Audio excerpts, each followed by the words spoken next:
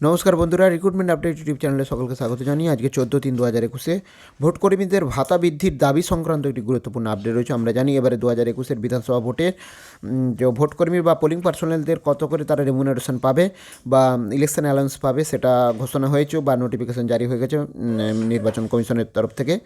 যদিও সেই রেমুনারেশন বা ইলেকশন অ্যালাউন্সের সন্তুষ্ট নন ভোটকর্মীরা। তো আসুন দেখে নিই ভোটকর্মীদের ভাতা বৃদ্ধির দাবি সংক্রান্ত কী গুরুত্বপূর্ণ আপডেট রয়েছে আজকে 14/3/2021।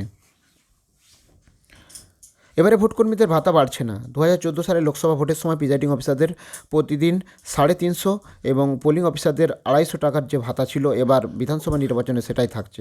তবে এবার ভোটের দিন খাওয়া খরচ বাবদ 170 টাকা দেওয়া হবে, এটা আগের তুলনায় 20 টাকা বেশি। ভাতা বৃদ্ধি না হওয়ায় ভোটকর্মীরা স্বাভাবিকভাবেই ক্ষুব্ধ। বাজার দর বেড়েছে এবং ভাতা নিয়ে বিজ্ঞপ্তি জারি করেছে নির্বাচন কমিশন। সেখানে জানানো হয়েছে ভোটকর্মীরা 3 দিনের প্রশিক্ষণ নেওয়ার জন্য একই হারে টাকা পাবেন। ভোট গ্রহণের কাজ করার জন্য 2 দিনের ভাতা দেওয়া হবে এবং ভোটের আগের দিনের জন্য টাকা পাবেন কর্মীরা।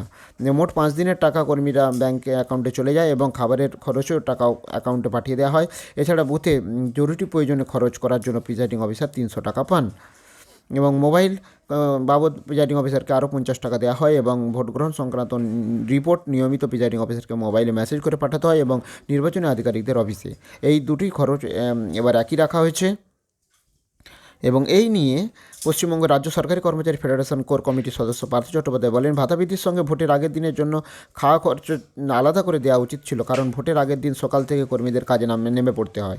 নির্দিষ্ট ডিসিআরসি অফিসে সকালে যেতে হয় ইলেকট্রিক ভোট যন্ত্র সহ নানা রকম সরঞ্জাম সংগ্রহ করার জন্য।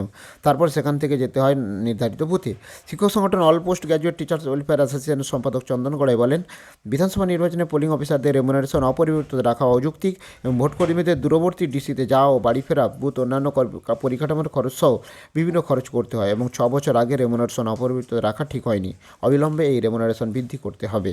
তারা দেখলেন একটি সংগঠন এবং বিভিন্ন টিচাররা কিন্তু তারা এই ভোটকর্মীদের এই যে ভাতা বৃদ্ধি বা ভাতা যে বাড়ানো হয়নি এবং বা যে রেমুনারেশন একই রাখা হয়েছে তার জন্য কিন্তু তারা বিক্ষোভ বা অসন্তোষ প্রকাশ করেছে। তো যাই হোক, এই আপডেটটা আপনাদের সাথে শেয়ার করলাম। ভিডিও ভালো লাগলে সে লাইক দেবেন, কমেন্ট দেবেন, আর যদি চ্যানেলটা এখনো সাবস্ক্রাইব করে না থাকেন প্লিজ সাবস্ক্রাইব করে নেবেন। ধন্যবাদ। ফিরে আসছি পরের আপডেট নিয়ে।